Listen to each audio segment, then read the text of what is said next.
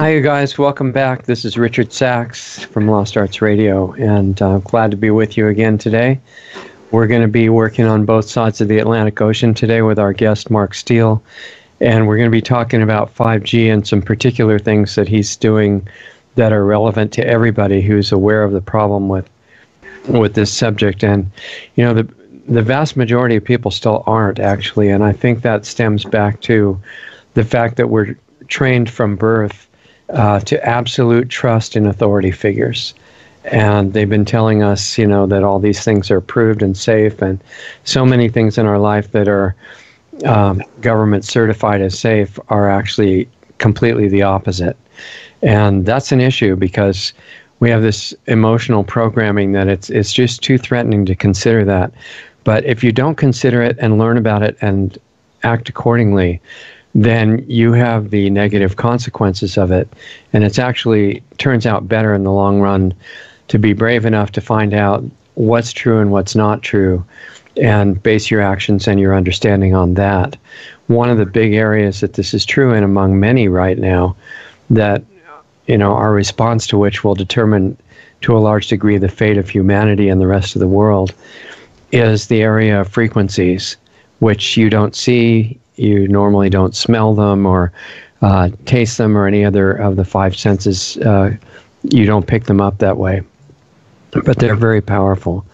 And there are positive and negative frequencies as far as their effect on the human body and other living organisms. And right now there's a huge proliferation of a certain kind of synthetic frequency that's being used in the communications industry, the telecommunications industry in particular. And we've had a gradual increase of always these things being sold for convenience and speed and availability, universal availability of communication that we've gotten used to with cell phones and so many other things.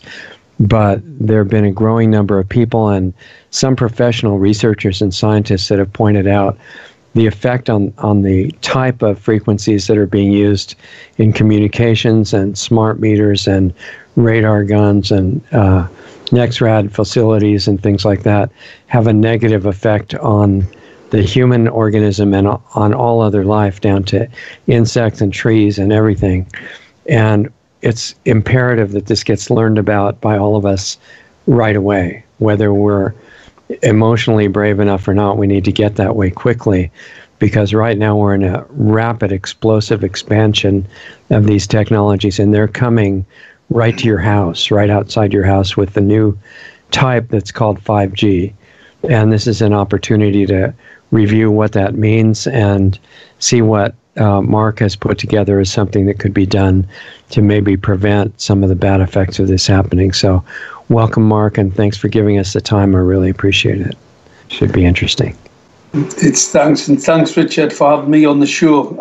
So we can talk about I'm going to, get it right out there, the existential threat to humanity from 5G. I'll explain. Right. Why don't we start with that and assume that we're talking to the audience, the people in it that are just finding out about this issue. I mean, what's it about? Why is it important?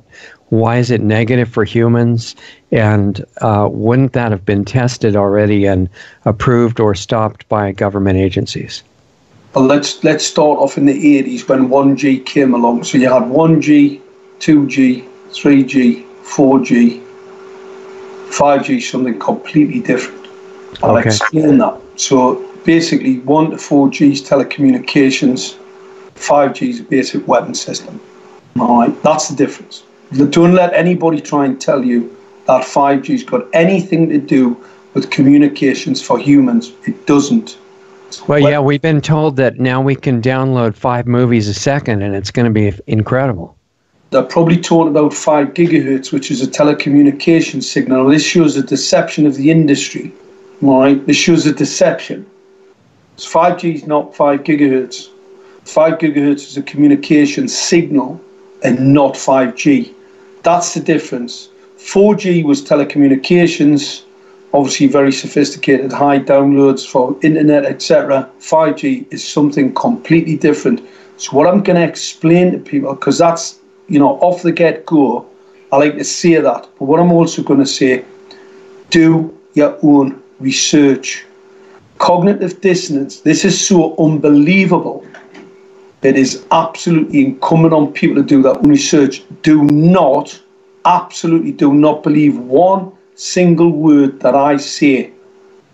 All we're going to do tonight is paint a picture, and I'll give you some information. I want you to take that and use it. Do not believe a word I say. And the reason I say that, when you start to do your own research and wake up, you'll find that this is absolutely terrifying. I say that in all my talks, and the reason I say it, this is so far away from your normal understanding of the world that you live in.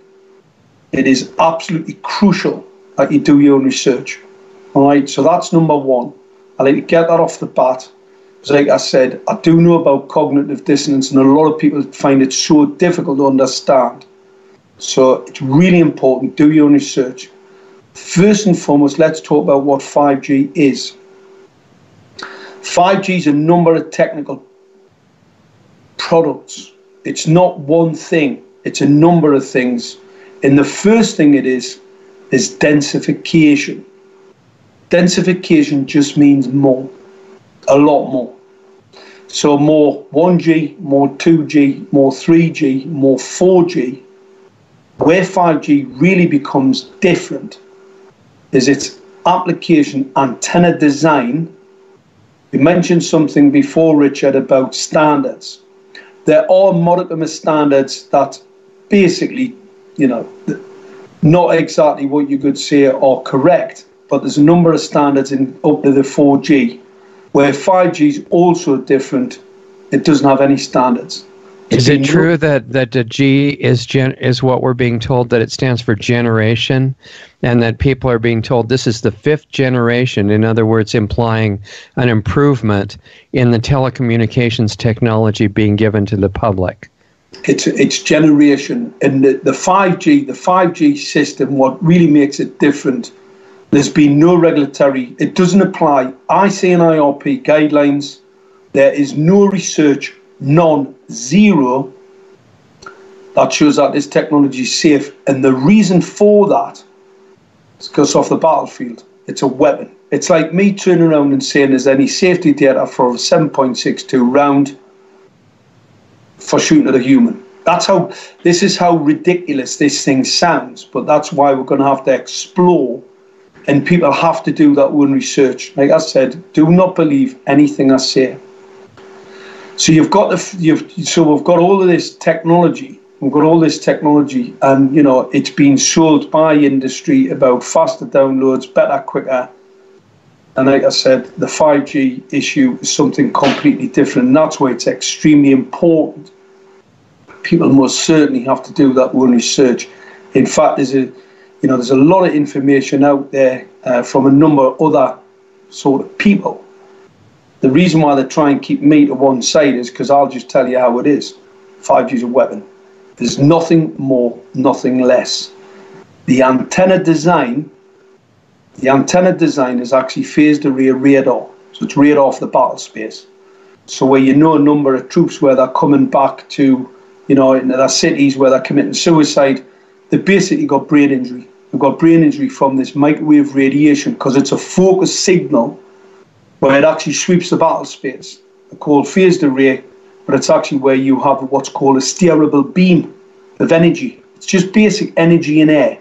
Now obviously if I steer that energy beam and focus it at a target, you can see where I'm going with this. So it's microwave radiation, it's a focused beam, and obviously it sweeps the battle space millions of times a second. I mean, it's the perfect piece of equipment if you want to interrogate the battle space. So what people have to understand is, why do your government think it's correct to roll out a technology that can target acquire and can actually fire a signal, what's called a direct energy weapon, DEW, all right? So it can actually fire a signal at you. Now people will come to this and go, yeah, I don't get that. Go and have a look at Bloomberg. Bloomberg at the Olympics were testing new weapons on wild boar in the jungle. This article was in Bloomberg. So go and have a look. And what it actually says is shoots and spews rays. What it means is it actually focuses a collimated signal, microwave radiation signal, at power density levels, I can tell you now, that can harm you. And what they were doing was they were target acquiring wild boar in the jungle and then shooting them. Actually shooting them with a signal.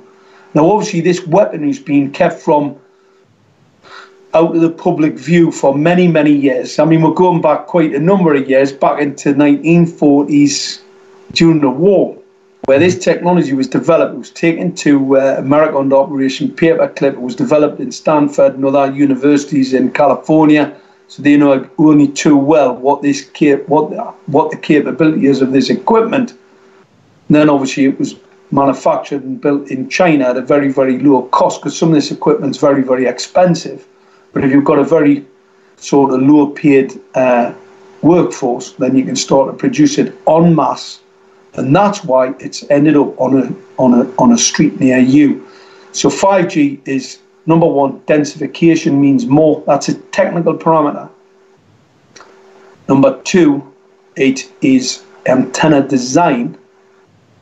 And number three is its frequency. So where we've had frequencies for telecommunications, to get more of this information out there, more of these interconnected devices, they've had to open up the spectrum, because obviously what you don't want is too much chatter, too much confusion within that space. So they've had to open up the spectrum. And how they've opened up the spectrum, they're using battlefield spectrum, and then they're starting to use some of the higher frequency waveforms, because you'll hear the mainstream narrative about 5G is it's all about these, these 35 gigahertz, 60 gigahertz. Well, I'm going to tell you, the baseline for 5G is actually, it's what's called its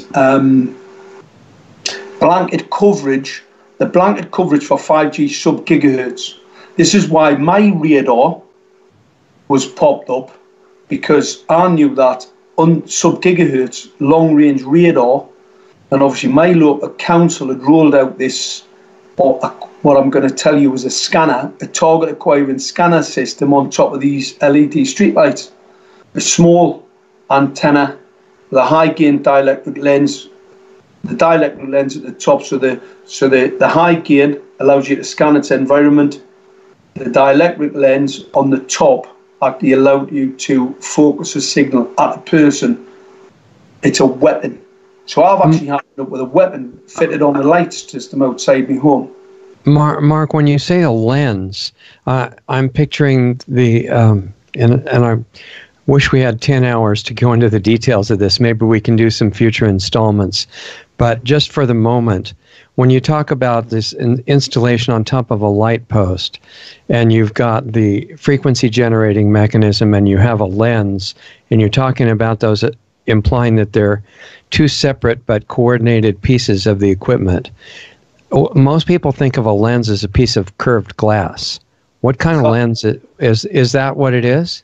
It's very, very much like that, but it'll be another material. So it could be glass, but ABS, some sort of printed on lens, very exactly what we're talking about. They call them dielectric lenses. People can go and have a look at that. You can go and have a look at the dielectric lenses. And not only that, because this information is actually available on the internet. Go and have a look at Brunderman weapons. All right, so do some research, do some Brunderman weapons research, and go and have a look and ranch about microwave radiation weapons. You'll soon come across quite a bit of information, all in the public domain. This is in plain sight, where you'll be able to see this type of equipment, not complicated. They're probably assuming that most people, even if they saw it, wouldn't really understand it, so they don't care that it's out in the public. But I'm not meaning to stop your train of thought here. I just want to make sure each step that you're presenting is understood. So when you say this is the previous generations were telecommunication systems, although they obviously weren't good for human beings either. But now this is a new step, and you're saying this is instead of communication system, this is a weapon system. Are you saying that it's not going to also be simultaneously used to speed up telecommunications? No, definitely not. The communication. I'll put this into perspective. If I had a mobile device, so you've got a signal. We've got a collimated, what I call a collimated signal. So, in layman's terms, a bit like a laser. All right. So we've got a dielectric lens up here somewhere, and I've got a signal that wants to talk this. Let's pretend this is a 5G phone. All right. Okay. So it's downloading info. So we've got an antenna up here with a dielectric lens, and it wants to send a very high densification signal to this device. Now, if the phone's like this, I haven't got a problem, have I? Yeah, there's not a major problem. If I then want to introduce it to the other side of my head, and I put that densification signal through my head, well, brain injury is going to be the least of your concerns. Now, Motorola have already tested. I've got the data test for these antennas, and I'm telling you now, they are lethal. Motorola's just tested their 5G phone, burnt the recipients, the people who were testing it, burnt their face. Now, a burn from microwave radiation, people go, oh, that's not very nice, but they'll just think it's a burn. What I'm going to say is that is a class 1 cancer-causing radiation. We know that because the recent NTP study, and that's a National Toxicology Program study, $24 million was actually spent on a research project basically to show that the radiation from this is your 2G, 3G phone, doesn't cause cancer. And it did. So the research was actually set up to prove that these devices were safe, and what they came back was with the exact opposite. That's also supported by the Ramsini Institute. That was a 10-year study that absolutely supports. These are class 1 cancer-causing radiation emitter. All right. So your smart TV, your smart devices in your home, all emit radiation. Your smart meter, all emit radiation. All pour microwave radiation into your environment that will and can cause cancer. And obviously, what we see from the epidemiological data, see massive increases in cancer rates across the whole of the West. You've got the medical community scratching their heads going, oh, what's all this? Trying to blame diesel cars. But I can tell you now, it's your electric car. Anybody that sits in an electric car can tell you the international regulatory guidelines only apply to small, short bursts of this type of radiation. 6 minutes, 30 minutes. So 30-minute immersion in an electric vehicle doesn't equate to somebody driving around one as a taxi, or somebody going 3 or 4 or 5. And I know that in America, people drive a lot further than what people do in the United Kingdom. It's only a small island. But I mean, in America, I mean, it's nothing for somebody to drive 4 or 5 hours in a vehicle. Well, if you drive 4 or 5 hours in an electric vehicle, you are outside of the regulatory guidelines. So guidelines don't apply. And not only that, you've got autonomous vehicles coming to a town near you. Right. LiDAR on the top of an autonomous vehicle. It's battlefield interrogation equipment once again. It interrogates its environment and actually fires what's called a LiDAR, which is a cross-laser radar system. I mean, we're talking class 1 laser, not really the most dangerous thing in the world. However, to other road users, you've got 3 mirrors in your car. You've got 1 central mirror, you've got 2 side mirrors, you've got somebody behind you with a class 1 laser firing into those mirrors directed at your eyes. And that laser, if I shone a class 1 laser, normal lasers, class 1, so you'll get, pen. You see them, people use them in offices for pointing things out. So you've got them in red, blue, and green. Now, if I shine a blue or a green or a red laser at you, your eye does what's called saccades. So as the laser hits the back of the eye's really clever, and it vibrates at the back to try and protect the retina. Now, but if I come up behind you in an autonomous vehicle, and I've got a class 1 laser, but it's in a part of the frequency that you can't see, your eye doesn't know. And I've actually had witness testimony from people who've told me that they were, riding a bike, and when they were riding a bike, they saw some vehicle come up behind them with one of these LiDAR systems on, got off the vehicle, and then felt extremely, sore eyes. Where one guy in particular who ended up going to his ophthalmologist, and he was bleeding in the back of the eye. Now, these technologies are experimental. I know from product development, I've been in research and development for over 30 years. I've been in product development for a significant number of years. And obviously, all products, as you said before, Richard, have to fit within a certain framework of tests and standards. Well, I can tell you now, nobody's tested these vehicles and the emitters, the amount of radiation they emit, either from the LiDAR or the other signal systems on the road. And if they did test one vehicle, how do you test that on a motorway when you've got 20 or 30 vehicles within a close proximity? So this autonomous car issue is a serious risk to health. It's a risk to other road users. And because you can't see this radiation, nobody is actually aware of the risks. And we're not being told, government's not telling us. In fact, what they're doing, they're giving organisations and companies licenses to test this experimental technology on top of us. Now, what I'm going to say to people, that's in breach of the Nuremberg Code. It is illegal, it's a human rights crime to test any experimental technology on humans until it's been fully tested and appraised and fits within a number of regulatory guidelines.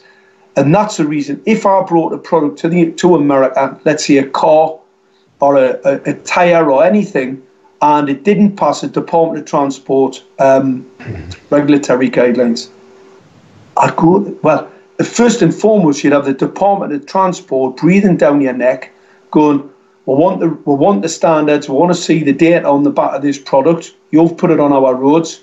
And if you couldn't provide them with all of the relevant documentary evidence to show that that passed these particular tests and standards, you get a massive fine.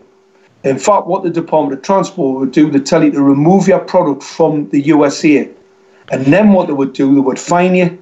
And I know companies that have been near bankrupted by their products coming into the USA, stating that they were Department of Transport approved, and then eventually were found not to be, and those companies, the Department of Transport, went after them. So how do we get ourselves into a situation where these, what I call killer technologies, because that's what the Valley call them, killer tech, how do we get into a situation where you've got this killer tech, head-up display systems, you name it, autonomous cars, all this sort of equipment, 5G, rolling out without any regulatory guidelines that are known, as we know, as of the 7th of February 2019, the Senator Blumenthal was actually told and totally dismayed in the Senate hearing where the industry admitted there is no research, there's been no safety research or data to show that 5G is safe. Now, I know why Blumenthal asked that question,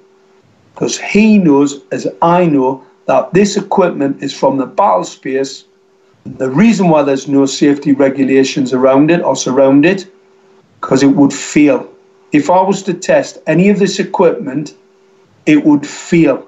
So it would fail the current regulatory standards. In fact, what is absolutely appalling, you have ICNIRP, a bunch of criminals, and I'll tell you why they're criminals. Like, these are supposed to be scientists. What I'm going to say, there are thousands of papers and tens of thousands of papers that show that the non-thermal microwave radiation has a significant detrimental biological effect. These characters at ICNIRP only look at the thermal effect. So basically they're looking for the burn, what I call a cooking value. So what they say is, as long as it doesn't cook you, it's fine. That is completely it's declared as safe. One question I didn't quite understand as you were explaining it, you said that the previous Gs were telecommunication systems, and this one is different. It's a weapon system. So if they get their way and they roll out the 5G system all over each of our countries and all over the world, will the new 5G weapon system also carry telecommunications, or is it only a weapon system? That's one of two questions. The issue that you have to machine, yes, it's a communication system, but not for humans. And the reason for that is because of the antenna design. If I put you in between a higher data focus, what you're doing, you're increasing the energy to get the data packet down it. That's going to be pretty risky. So, is it going to be dangerous? I'm pretty damn sure it is. To think that it's not going to be, and actually rolling it out without the safety standards is illegal and unlawful. And unfortunately, what's happening, that's exactly what our government's doing. Governments are rushing to roll this technology out. That's what we're seeing in the UK. I'm not so sure about the US. I think the US, there's been some interesting presidential information put out recently about EMP, about these electromagnetic pulse radiation weapons. Yeah. What I'm going to tell everybody today, because let's just do the full reveal. I've never spoken about this before. If I had billions of these antennas right across the country, smart meters, all the IoT, and I'd actually pulse electromagnetic radiation, because these systems are totally hackable. The main operating systems are totally open to anybody, to hack into. You don't have to be a genius to hack into them. They're already compromised. We know that, and I can explain that to people. The US military's WIN-T, which is the battlefield totally integrated system, it's already been compromised. And the US military are now decentralizing their systems. Now, if the US military can't control their battlefield interrogation system, which is WIN-T, the whole integrated weaponry, where it talks to all your different assets on the battle space, if they can't control their system, then how's your local authority or your local city going to control a 5G kill grid? And if I pulse if I set all those off at a pulse rate, you can see what I'm saying. So the president, fortunately, he's put something out into the public domain. I'm hoping and praying that it's what I believe it to be, his understanding of what 5G really is. I hope so too. And there's a good sign in that all of our media, the conventional media, is attacking him from all sides of the political spectrum, saying that it's so ridiculous to try to protect against EMP. And we have news hosts that are saying, why is he worried so much? He's probably mentally unstable. And, they're doing all these different attacks against him. And usually that's a sign that it's something really important and positive. He's extreme. He's absolutely, I think Donald's, we get the whole mainstream narrative about him here as well. And obviously, I'm not a mainstream type of person, but it's absolutely appalling what to say about this guy. But it actually it tells me he's a little bit of a poker player, I believe. Yeah. Yeah. I mean, well, it's not that he understands everything. It's that his attitude is honest, that he's there to try to help the country and the world. And that's unacceptable to the power structure. Well, I think... Because if he does learn about these things, he might actually act on them. Yeah, well, I think what happened when Donald Trump went to Paradise, and he basically said, well, we've never seen anything like this before, and we need to get to the bottom of it. Well, what I'm going to tell you, if I fire off an EMP in your home, if your home is full of smart devices, and I fire off an EMP in your home, believe us, the whole thing, because what's actually going on there at Paradise, and I want to explain this to people. I watched a few videos online where I saw direct energy weapons imagery, it was real. It wasn't fake, it was real. I could see them. But what I also saw was, because I'm pretty interested in this whole subject, the direct energy weapons, most direct energy weapons do not operate in a part of the frequency that you can see. So I'm looking at these images where I'm watching direct energy weapons basically attacking buildings in California. I'm thinking that's quite interesting, because from my perspective, that would be like assassinating JFK and using a tracer round. Yeah, exactly.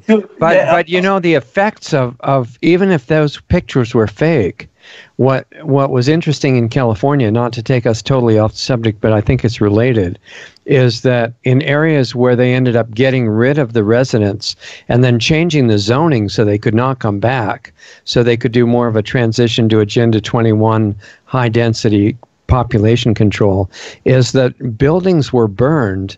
And right next to the vaporized building was unheated plastic and plants that were not charred at all. So something really unusual was done there. And the temperature of those fires was the temperature to melt steel. And that's not a normal forest fire, house fire, or anything else. Well, I'll explain it. Right. If I pour microwave radiation in any environment, I'm going to start to break down the fabric of a building. All right, and if let's say I've got 20 or 30 transmitters, 100 transmitters, because you've got thousands of these, tens of thousands of these smart meters transmitting, you've got what's called cross-wave frequencies. Now, the issue with cross-wave frequencies, you can potentially get what's called some unintended consequences, because these are things that are unfathomable. You couldn't, from a mathematical perspective, if I had 10 antennas in a small block, specifically set out scientifically, I could probably work out what the cross-wave issue could potentially be. But if you start to put transmitters all over the place, then, it's a bit like chaos theory. It's very, very complicated. You wouldn't be able to understand. And if you see specific frequencies, you can start to see dissociation of molecular bonds.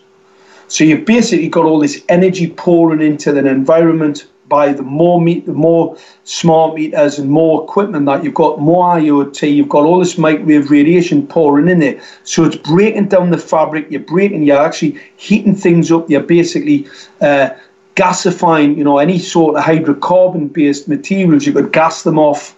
Consequently, there's a potential there, if you get an ignition, and this is humans included, where they would turn to ash, they would just whoosh, you wouldn't see any, you wouldn't be able to identify people, there'd be nothing left. They would just basically turn ash, same as what you see in the bottom of a crematorium.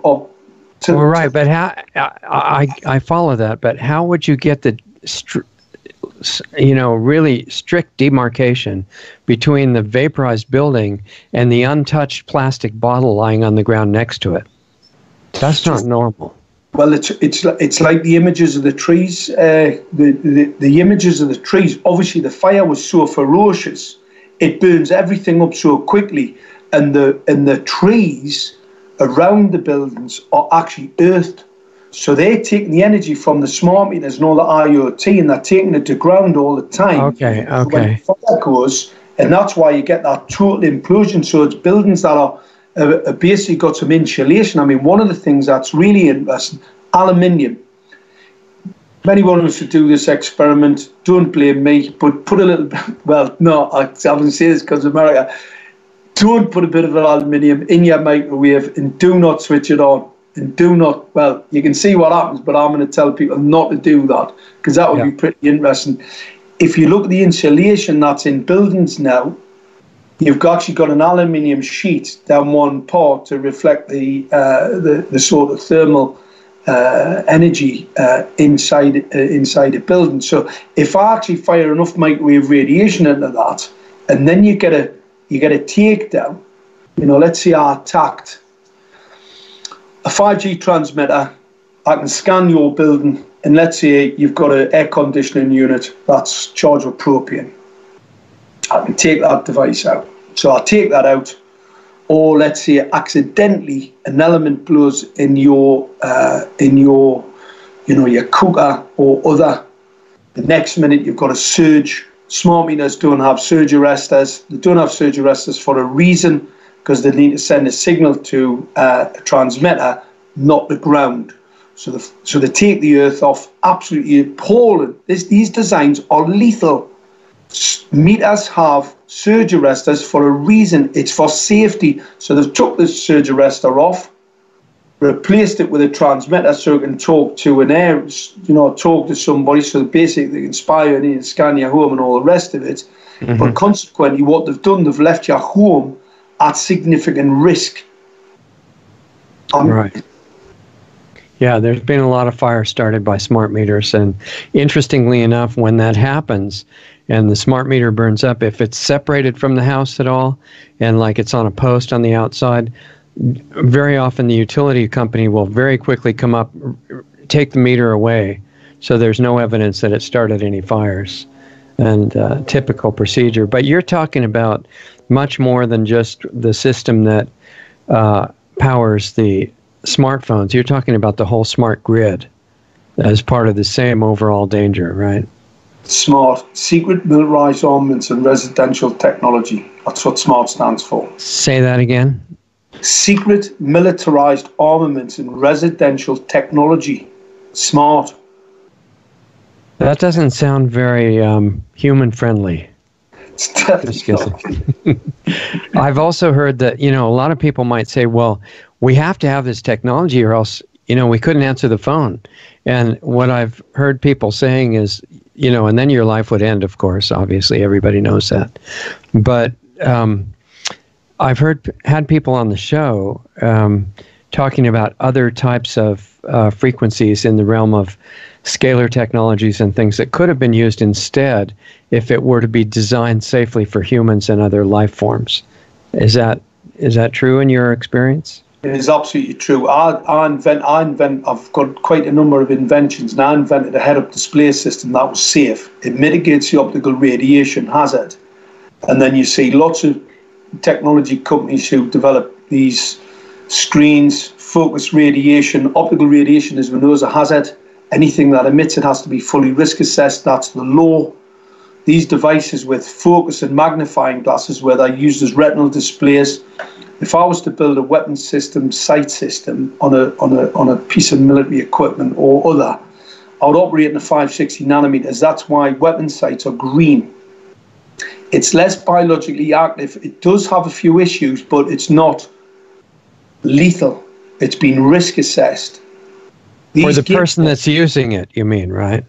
Well, it's risk assessed before you. Well, you don't want to kill a pilot. Well, you don't want to harm a pilot.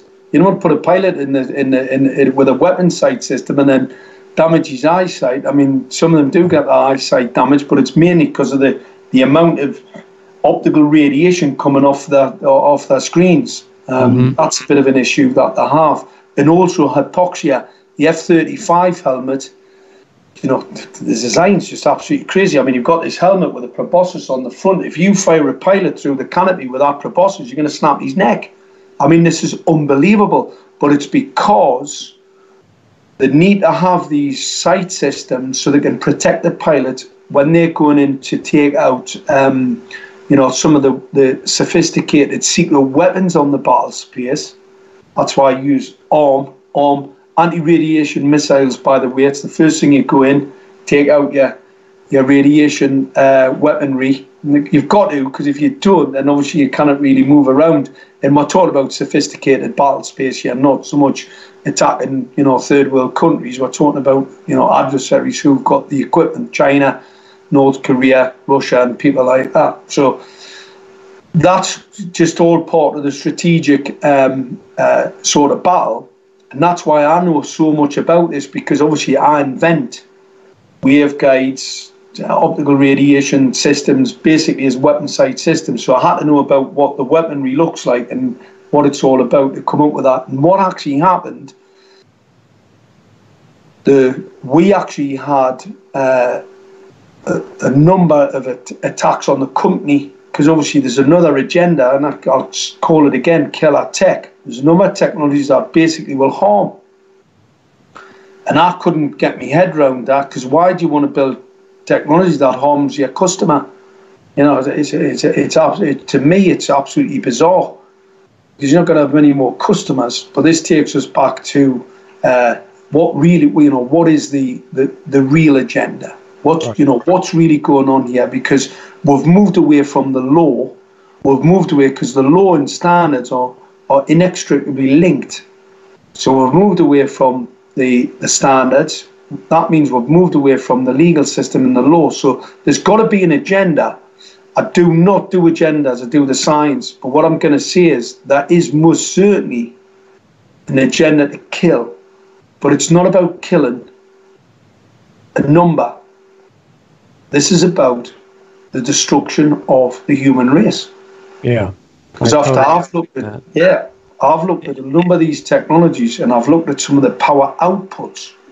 And we're talking about, if we blanket covered the whole of the USA, all with 5G, right, which would be pretty toxic. You'd kill millions. Millions and millions would die. Genocide, what I'm talking about here. But they haven't done that. They're building these systems with capacity 75% more than what they actually need. So I'm thinking, hang on a minute, what's going on here? So here's a really big reveal, I believe, because it doesn't make any sense. And I have looked at some of the technology, and I have looked at some of its focality, so we can focus in the vertical. And at first I thought satellites, over-the-horizon weapon systems, because obviously you can't punch things off ionosphere. Too much power, you may punch a hole through it. That would be very good. So if you've got satellites in there, you can actually reflect that weaponry back down to ground. So you could subdue a city, you could subdue a population, you could harm them, you could kill them. So I'm thinking over-the-horizon weaponry here. But now I'm pretty sure that the amount of equipment that's being deployed, this is about taking out the ionosphere. And if you take out the ionosphere, we're really talking about Armageddon here. We're talking about taking down the whole of biological life on this planet. So basically terraforming it like Mars. Right. Because nothing else, when I've looked at the numbers and I've done a bit of background research into this, I'm like, absolutely, this is just, it takes me a lot of time to, and I do know the technology really well, so I kind of get it. I'm still trying to computate this in my head about why, who, and it leads me to believe that without doubt now that there's a spiritual sort of element to this rollout. Yeah, that's right. Money's being used at the lower levels to motivate people to do what they want. But at the top levels, they already own the money system. So it might be appropriate, too, just for a minute to put in, since it was my fault, really, we neglected this in the beginning. Why don't you just say at least a little bit about your background and what even got you to look at this whole issue and what got you involved in it? Where were you coming from? Well, I started as a young engineer. I've had a really, really interesting background. And I ended up at a secret facility. Well, I ended up at a nuclear facility, where there was a secret weapons site. And some of the equipment we worked on there was high RF sort of systems. And, these are the sort of things you need to put on the back of an Arctic. This is like a sort of large truck. You wouldn't be able to put that sort of equipment now, you can put it into a suitcase. Because everything's, come down miniaturized, right? Small. I saw a weapon the other day, actually a hand weapon with an element with about 100 elements in the end, I would suggest, because of the size of it. And it was, it just looked like a normal firearm, about that big, something you could actually shoot on the battlefield. Right. So this equipment, so I did a little bit of that, and then I left there. It was only a 2.5 year project, and I can't talk about that because it's covered on the Official Secrets Act. Right. So I can't talk about that, but obviously I can tell you the site I was at, and so that's not breaking anything, and I'm not telling you what the project is, and I would never betray confidence. And then what happened, I then left there, went into the oil and gas industry. I had a couple of businesses, had a few businesses. I was in security. I was in another couple of business and engineering company. And then I ended up building some subsea weapons rigs It was a BEA Marconi project. It was torpedo head. So I started getting involved with that. But my interest in the whole science bit, there was a guy, I'll not name, a nuclear physicist I met early on in the weapons site. And he sparked my whole interest in, you know, there was more to the universe than what I could really grasp at the time. And that set me on a journey. I'd already woken up when I was a very, very young boy, because I used to see, you know, the deja vu thing. You go, oh man, I've seen that before type of thing. I knew something else was going on. That was really, I was quite young then. And so I was always interested in things, never been religious ever. I went to church when I was a young guy, totally rejected the whole thing. So I wasn't like, you know, church religious type of guy, but I'm absolutely sure now, because of what's happened in the last few years, I've got that whole spiritual thing going on, where it comes from, how, why. But that was because I started inventing things. Where do those inventions come from? I started to see helmets, I started to see weapons systems, and you know, and start to be able to understand, because obviously if you can use your imagination, my imagination is absolutely, you know, unstoppable. So consequently, That's how I can imagine, that's how I know what's going on. So I knew something underwater had happened, you know. In my, like I said, my background, I've got a number of patents, like quite a few, because I've patented stuff where it hasn't went anywhere. You know, if let's say I patent something, and so I've got an idea, I'll do a little bit of a feasibility study, then you patent it, then you go out and you look for the resources to develop that patent out over. If in the event after 12 months you haven't actually got to the point where because you know, patents are very expensive, product development's really expensive, always takes 3 times as long, costs 3 times as much. Right. If you don't get that resource in, there's no point pursuing the patent, because then what happens, it drops into the public domain, and what you don't want is that patent going into the public domain. So what you do is pull them. Well, this is really interesting. I was encouraged to go to a carbon capture and storage conference in Leeds Armory. A lot of the big hitters were there, BP, Marathon. So obviously you've got all these assets in the North Sea that they can't afford to decommission. So another little project to start re-injecting carbon dioxide into the well forms is basically, it was a bit of a scam. So anyway, I'm there and I thought, that's quite interesting. Anyway, I thought, well, I know how to fix this, because I knew about covalent bonds, I knew about frequency, and I knew about how you can pour enough power density at certain frequencies and pulse rates to disassociate the molecular bonds. So I thought, hang on, I'll come up with an invention. So anyway, I comes up with this invention, basically a carbon cracker, I called it. And anyway, I went off to Strathclyde, did a feasibility, had a chat with a few professors there. It absolutely had legs.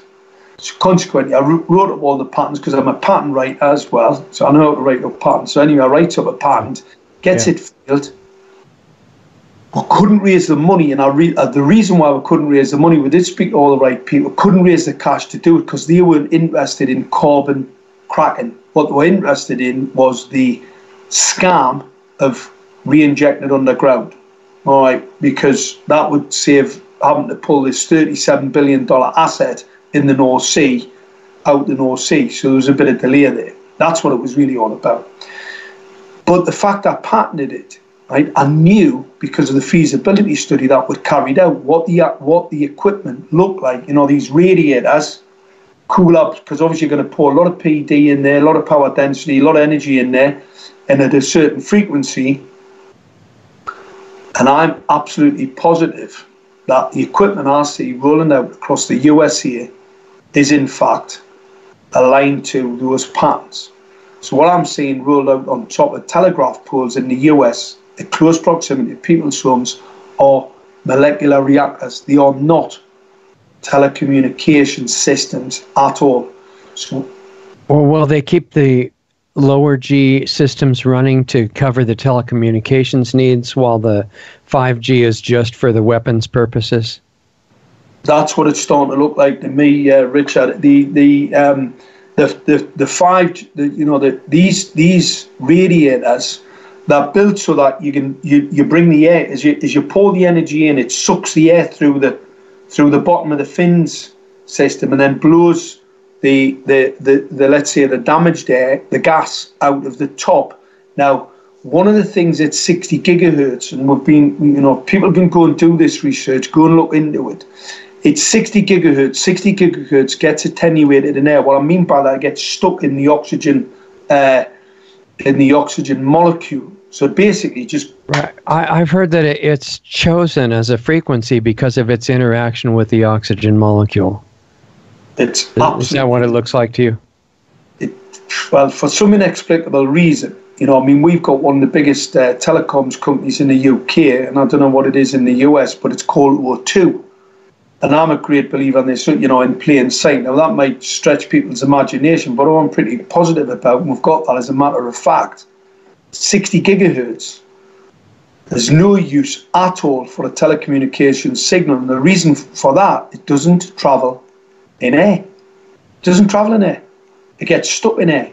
So why would the FCC, Ofcom we have, these regulatory bodies are allowing 60 gigahertz to be used, which will damage the oxygen molecule. They'll damage the oxygen molecule. In fact, it may be the process of damaging the oxygen molecule that uses up the energy it would need to travel farther through the air. So exactly. Well, it damages the oxygen molecule, it gets stuck in it. But if you've got the right pulse rate frequency, you can disassociate the molecular bond, and if you break that molecular bond, you end up with oxygen atoms. They are then attached to oxygen molecules. That creates O3. Not O1, because the O1 attaches to an O2, right? So the O2 immediately, it attaches to the O2 immediately, and then what happens? So you've ended up with O3. O3 will kills humans at 50 parts per million. And it will kill all biological life. Ozone, basically. It's ozone. That's what it is. Trioxide. Yeah, ozone. Okay. Now, just in view of the fact that we don't have a lot of time left, let's kind of switch over from that to how does that connect into what you're doing in the locality where you live and what you hope to accomplish in that test, and also keeping in mind a part of this subject that we really haven't talked about, which is, I think this year, 2019, they're planning on launching the first of the satellites into the orbit around the Earth so that they can radiate everybody every square inch, even if we never put up any ground transmitters. Like the ground transmitters, the satellites in there are basically a reflection. It's all they are. They're just a mirror in the air. There's not a great deal of power output from them. I mean, unless so you're saying those would depend on the ground transmitters to actually do what they're doing? To cause a great deal of damage. Okay, so if you could stop the ground transmitters, there'd be no point in the satellites, in other words. Absolutely. Well, it's all ground based. So what we have to do is we have to organise ourselves around that. The space satellites. I'd like to actually have a look at one. If I could see one, I'd have a better. Right, but now we're told that the 5G transmitters have a short effective transmission distance.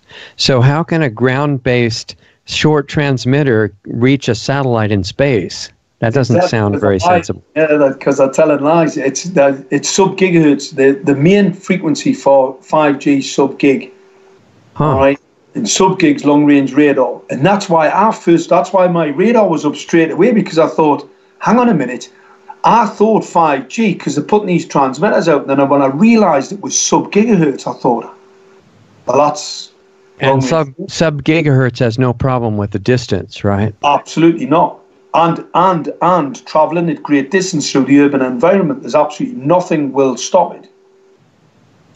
So why do they even need the high? Well, the high frequency is powered by the low frequency, and then the high frequency tears up the atmosphere, basically. Absolutely. Well, they're opening up the spectrum at both sides. And like I said before, 5G's densification, so it's more. And so the scam is, we'll get more of this and we'll push the spectrum out, because obviously they've got to tell the technologists that this is going to work because we're going to use this part of the spectrum. I mean, people go on about the higher frequencies and how much more dangerous they are. Well, I'm going to tell everybody the lower frequencies are just as dangerous. These are experimental technologies that we have got absolutely no data to show that they're safe, and they are absolutely in breach of the Nuremberg Code and a crime against humanity. These are indictable offences. These companies are committing indictable offences against us as we speak today. They are, and I've noticed that there are thousands of laws on the books now that do the same kind of violation, and nothing's done about them. And in fact, in the Code of Federal Regulations in the U.S., it says that you absolutely cannot do any potentially lethal experiments on the public, unless, of course, it's for research, science, the benefit of humanity, and this long list of things that it's okay to do those experiments on. And that's in the laws. So well, we can prove absolutely without a shadow of a doubt that this is absolutely at harm. It is harm, but they say it's just for research, so it's okay. Well, the Nuremberg Code states quite clearly you cannot test any experimental equipment on humans without a full prior knowledge and informed consent. Informed consent, and also if that technology's ever been shown to harm an animal in a laboratory, then you can't at all. So we now know that this technology absolutely gives animals in the laboratory cancer. Yeah. So how can they still carry on rolling it out? I mean, it's because we acquiesce. We just say, oh yeah, it'll be okay. Well, guess what? It's not okay. People have to wake up, smell the coffee, and we have to act. These characters. Yeah. I totally agree. There's one point that people bring up that I don't agree with, and that's that they say, well, none of this is safety tested. Well, of course it's safety tested. That's why they know it'll harm you. It's publicly not safety tested. But if it weren't shown to cause harm, why would they waste all this money, rolling it out? But I don't want to take up, there's so many interesting points here. We need to let people know what you came up with as a test case where you live in the locality there that might be replicated to other areas if it's successful. What I'm going to say to people, obviously, Mike, when I brought this to the attention of the local authority, they just basically tried to shut me down. I had police officers at the door, threats. I then got arrested. So they agree that it's valuable what you're doing, or they wouldn't bother with that. Exactly. Well, of course, yeah. Well, if just all that's happened, they've ended up dragging me through the courts. I've got a civil case where they're now trying to send us to prison. They fabricated evidence against me. What are you charged with? It's a committal for they're committing us to prison on the back of me saying that I've threatened some counsellors, which I haven't. I mean, the reality is, I'm not that stupid. I'm not the sort of person that threatens anybody. I'm just not that type of guy. I'm not that stupid. But they have stated that I've threatened them. They're basically just fabricating evidence against me, because what they're desperate to do is to shut in this 5G story. And the reason for that, they know as well as I know that it's an indictable offence. And they've rolled this technology out on top of my countrymen, women and children, as the US government and technology companies are rolling it out on top of US citizens. And it is absolutely illegal and unlawful. And what we need to do is engage our legal teams and get it stopped. One of the things I've done recently was set up a crowd fund. It's a crowd justice, so that we can go on the offensive. Obviously, I've been attacked legally. They've took me in. I mean, obviously, I've had the threats, and I've also had car windows broken, and we've had some physical threats and stuff like that. Right. I'm not concerned. Those things don't concern me, because I'm a big boy. They don't frighten me at all. And the reason for that is really important. The reason for that, I know what this weapon's capable of. This will kill everything. And that's why I've thrown all caution to the wind and said, well, come on, bring it on. This is like somebody stepping up outside your home with a weapon. and that's exactly what it is. I know that's what it is. So consequently, I've got no fear, and I'm on the offensive. So the criminal case, we've got this 5G stop the crime. It's let's justice be done. Let justice be done, though the heavens fall. Have a look at it, because that's really interesting. That was a saying that was a judge said it. It's basically a legal sort of term that was used for the emancipation of slaves. Because what they basically said happened in the UK, and the judge said, I mean, he was told by government, we can't stop this, the economy and all the rest of it.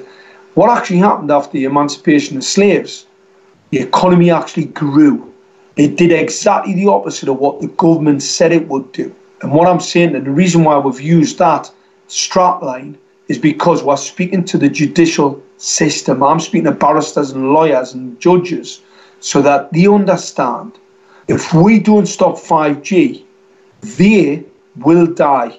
Their children will die. Their grandchildren will die. This is not going to be good for anybody. It's going to kill everything. And that's why it's really important. I've got no doubt that we'll win this. But what we have to do, we have to embolden people. We have to get people to wake up.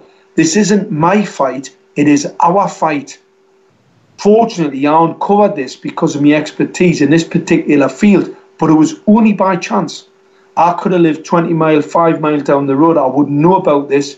How it came to me, I had a couple of neighbours knock on the door. We had these new LED streetlights fitted.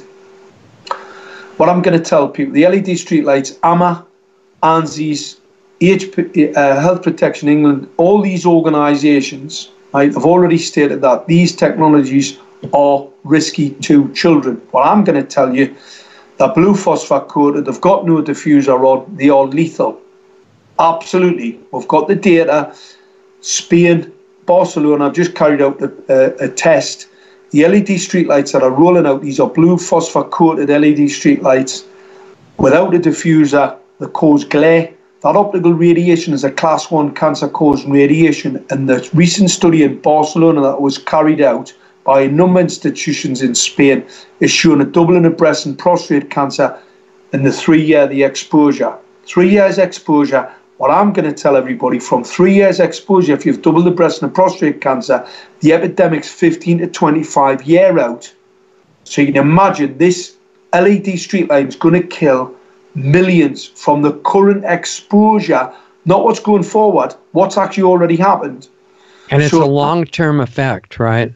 So in other words, the idea is that people won't connect cause and effect because of the time lag. And that's why they're trying to get me sent to prison, because obviously I know more about optical radiation than I know about microwave radiation systems. And that's the weaponry. My optical radiation systems, the defense. Right. So, and the optical channel is a gateway to the brain, right? And affects the rest of the body that way. Central nervous system. I can actually pulse modulate light at you. I can hypnotize you. That's how a hypnotist works. He gets light, hits him, bounces into your eye. And obviously a lot of people get hypnotized. That's why I wear protective eyewear all the time when I'm on a screen. Yeah. Really important. Very good idea. Wow.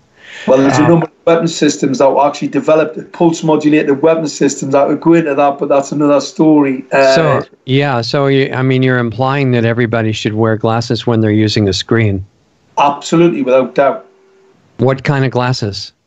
Anything that protects you from the blue phosphor coated. I wear these a lot when I'm out and about. These are iridium coated, just basic sunglasses. Nothing special, ABS plates. Right. And as long as I've got a blue iridium coating, that's the best for the radiation of the LED streetlights. What about these programs that are for sale, like Iris, that will supposedly cut out the blue spectrum from your screen? We've got to really be careful about some of these things, because it's all about balance. The problem that you have with the blue phosphor coated LEDs that are rolling out in the streetscapes is you haven't got any balance. You've got a blue phosphor coated, so it's a blue emission. Then you've got a 25%, 450, 460 nanometers. So that's why it's got that bluey haze. You know that harsh bluey haze that you see? It's got that bluey haze, and it's because it's not balanced. natural light from the sun is absolutely larger amounts of PD. That's why it warms your skin. However, it's natural occurring. So consequently, it's a lot more powerful. But it's natural and it's balanced. And exactly. There's not this unnatural pulse modulation, where the pulse modulation of the LED streetlights, that's where they're lethal. Because they're trying to have people put LED lights in their houses too now. Well, if they're under a cover, if they're covered in the ceiling, they're not too bad, because the light radiation actually reflects from another source. But if it catches your eye, that could be really dangerous. Well, it is really dangerous. I know it is. And that's why these street lights, you're driving along the road and you're seeing them on the motorways and it's catching your eye, that is absolutely lethal. Nobody's told you, when these guys fit these street lights, they're warned, do not look at that light without protective eyewear. So when you really need sunglasses, it's at night, according to what you're saying. I wear them all the time at night. Well, actually, in the daytime, though, I can tell you from my research is that you need, at least indirectly, sunlight, for your eyes too. And if you're always wearing eye protection, you're cutting out the good frequency from the sun, which is not ideal. Yeah, it's not ideal. If I get up in the morning, right, go out for a walk, and if the sun's shining, I always take the glasses off, get as much of that sunlight. Okay, yeah, so you're doing that. Yeah, I do that, yeah. Okay, so what do you exactly want to do? I assume it's in the town that you're living in. Is it a legal challenge to the streetlights, or what exactly are you doing? Well, what we're trying to achieve here is a test case, so we can take the local authority to court on a personal injury claim. Now that's quite interesting, because obviously I'm trying to garner support from the legal fraternity. And, these guys made a fortune on asbestos. Well, are still making a fortune on asbestos, any sort of claim like that. So what I'm trying to do is encourage the legal community, the solicitors and the lawyers, to get behind this test case, this action. So then what we can do, because we've got the evidence, they've broken the law, we know the technology is not safe, we've got everything there, and we've also got a number of victims. So we run a number of these PIs at the council. That's a quick way to short circuit the illegal activities that they're carrying out. Because obviously what I'm trying to work on is the fact that some of these lawyers and barristers and judges are pretty greedy, and they made a lot of money off asbestos. A lot of companies out there who, if there's anybody who knows any lawyer firms, make sure they see this, the copy of this communication. Get it to them, and because those guys can make a lot of money here, and that then drives the commercial sort of interest in what we're trying to do. And all I'm here to try and do, stop 5G. So this is a lot like where they're taking the people who have gotten cancer from Roundup, are taking Monsanto and Bayer to court now, showing that, of course, Roundup caused the cancer. And they're actually getting judges who are not bought off by the system to say, well, yeah, it did. And they're, assessing millions of dollars against Monsanto, which is now Bayer. And it could be something similar to that with the companies and the cities that are authorizing installation of these LED streetlights, for example, and other sources of frequency emissions that hurt people. Is that accurate? I mean, is that what you're doing? Yeah, it's exactly what I'm trying to organise. I'm trying to engage the avarice of the legal fraternity, because obviously those guys, and with their connections that they have, I mean, we just had a whitewash of a case. I had local councillors come here to bear false witness testimony against me. I was found guilty of a public order offence. We've just been to appeal court. My barrister did a fantastic job. Basically got these people to lie under oath. Now, obviously, the judicial system has to understand what I'm saying is conspiracy to pervert the course of justice. The police are involved. The local authorities involved. Well, that's a big ask. So we knew we're going to struggle to get the right result. We didn't get the right result. This is really interesting. Even though they got their result, it was actually taken out of the media. So the media were all there, we had the papers there, there was people taking photographs outside. None of that ended up in copy due to the fact that the state apparatus had realised that it doesn't matter what they say, nobody believes them anymore. They've lost all credibility. So consequently, they kept it out of the media. That's really important. And obviously, the alternative media, we must come together to stop this crime. 5G is an indictable crime. We can prove that as a matter of fact. And this is where the legal people are being harmed and dying every day. We've got the epidemiological data, and I live in a very, very small place called Gateshead. Obviously, we've had a significant number of people who've died from this technology, from cancers, heart attack. These are under 75s, brain tumours, stroke. And where the council really made a bit of a mistake, they sent me information to say that they hadn't seen an increase since the rollout of this technology in this particular borough. And you're focused on the LED streetlights for the moment, but I assume this could be spread to all kinds of these negative frequency technologies, right? The LED streetlights are part of the carrier. They're the carrier for the 5G transmitter. So what they're doing that, but it's all part of a thing called soft kill. LED streetlights, if I change the pulse modulation, so you've got your local council, they're saying, what we're going to do, we're going to save some money. On a night time, we're going to reduce the light frequency. Yeah. But dim it, they say they're going to dim the lights. Well, by dimming the lights, what they're doing, they're making a bigger gap. It's a square wave. So what they're doing, they're making a bigger gap between the energy of the photon from the transmitter and the energy, the 450 nanometers, 2.5 electron volts in a photon charge.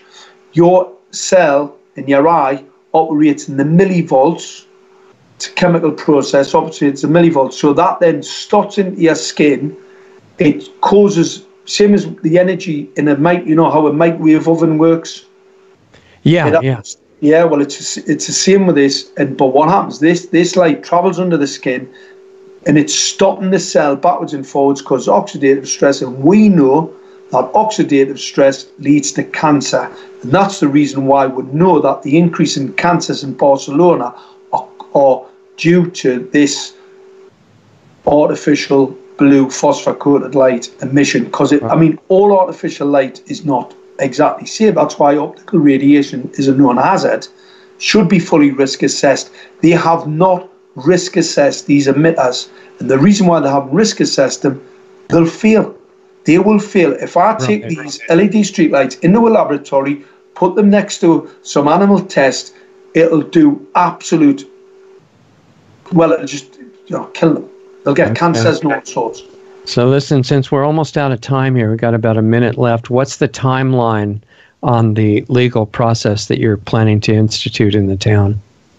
Well, we're on it now, so I suggest anybody who wants to get involved, because this is all about skin in the game. The more people that get involved, we've got this crowd justice site up.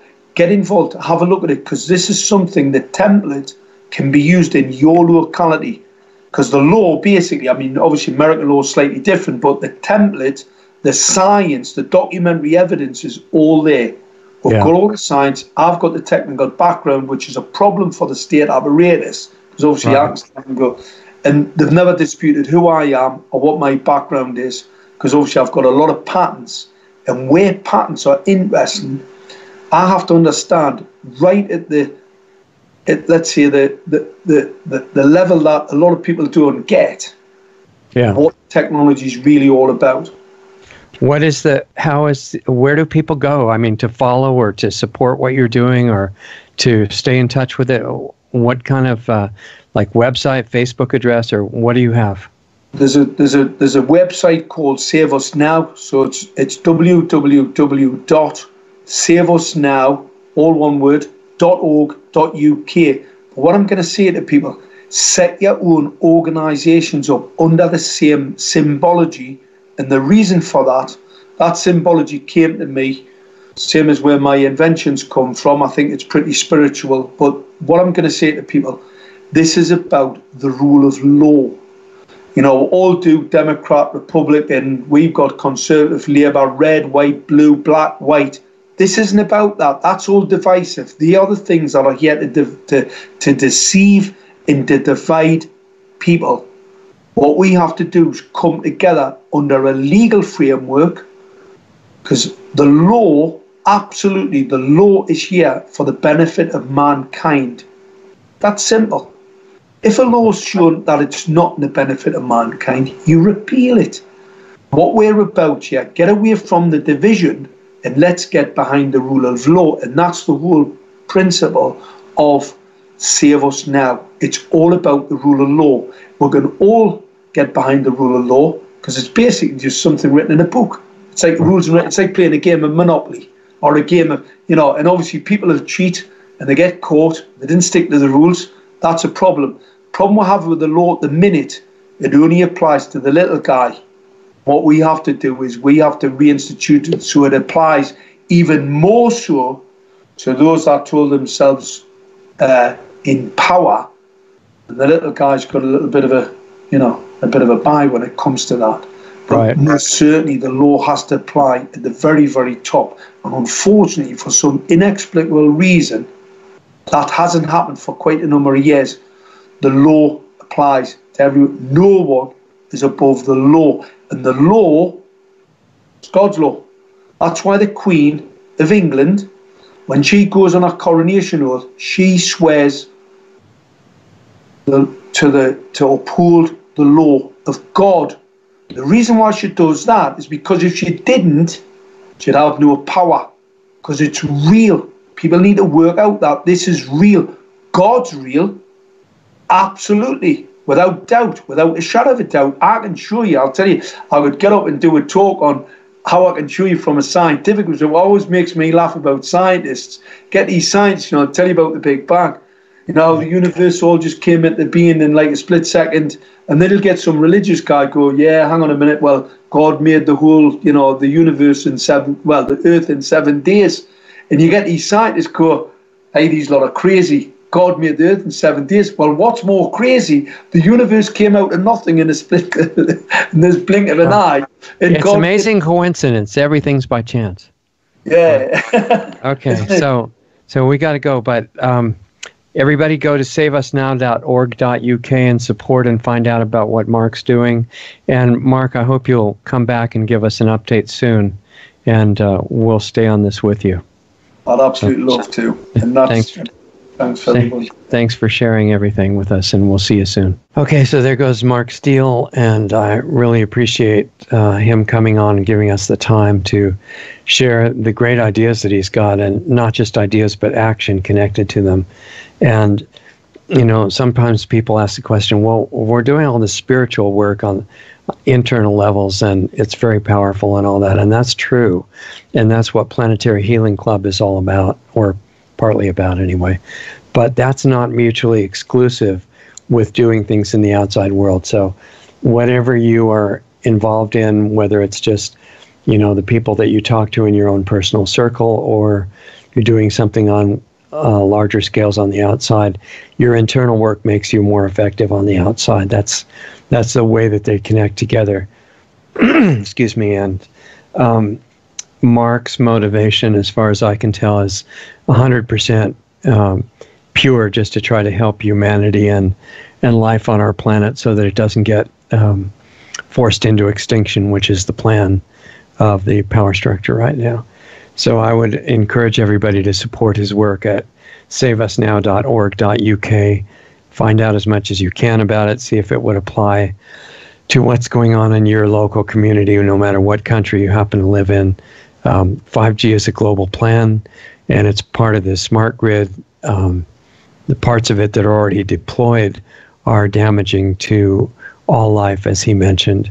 But 5G is apparently a big step forward for the destruction agenda, and anything that would help turn it around, stop it, and reverse the whole thing would be great. And it doesn't mean, as the authorities might tell you, then you wouldn't have any communication systems, or couldn't use your computer, or more importantly than everything, watch your movies and stuff like that. It doesn't mean that at all, because there are other frequencies that would work as well or better than the destructive ones. And those are intentionally not being used. So knowingly doing things that will harm humanity, as Mark pointed out. His theory is that those are not only indictable crimes, but they can be actually successful in court. So take a look at what he's doing, saveusnow.org.uk, and I hope that will give you ideas of other ways that the same general theme of direct liability to the people involved in those organizations can be used to stop and reverse some of the destructive agendas that are in progress. Anyway, I really appreciate your taking the time to learn about what Mark is doing and support it in any way that you can. Saveusnow.org.uk. Remember the free videos that we're putting up whenever, as much as we can during the week on multiple platforms. If those get banned, which they probably will eventually, unless the president starts doing something really effective about countering the censorship, if they disappear, find us at brighteon.org. That's brighteon.org. Or is it brighteon.com? I think it's brighteon.com. I'm sorry, I got it wrong. So brighteon.com. We've got a lot of videos up there now. A lot of the past shows are up there now. Archives are free. Keep up with everything that we're doing at lostartsradio.com. And also anybody that's interested in getting into the levels that we can't talk about freely on a public venue at the moment, go to planetaryhealingclub.com. Those are all .com. And I'm there every week, and we're talking about things you can do in your own life that transform your effectiveness on all these outer levels. So it'd be fun to see you there if you get a chance. planetaryhealingclub.com. Check it out. And in the meantime, we'll see you with another guest show in a week. And in the meantime, stay in touch. Any feedback or suggestions, questions, etc., just send them in to Richard at lostartsradio.com, and I'll be glad to hear from you. Have a good week, and I'll talk to you soon.